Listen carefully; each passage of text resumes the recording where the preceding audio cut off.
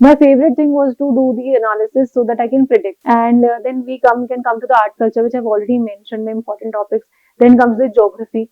So geography में you can refer to the Jain Hata search notes. उन्होंने बहुत अच्छे से इंपॉर्टेंट टॉपिक्स निकाल रखे हैं. वहां पर आप देखोगे उन्होंने प्रीवियस ईयर क्वेश्चंस प्लॉट कर रखे हैं और जो कॉमन थीम्स हैं उसको अच्छे से सेग्रीगेटेड मैनर में प्रिपेयर कर रखा है.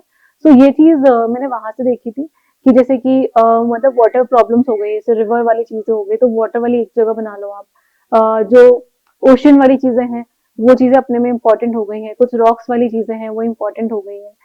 एंड द एनवायरमेंट, जब आप ज्योग्राफी और एनवायरमेंट को कनेक्ट करके पढ़ते हो तो वो वाले टॉपिक्स भी ज्योग्राफी में बहुत इंपॉर्टेंट हो रहे हैं. And the natural anthropogenic causes जो है अपने ज्योग्राफी एंड एनवायरमेंट को कनेक्ट करके वो वाले टॉपिक्स आपके इंपॉर्टेंट है.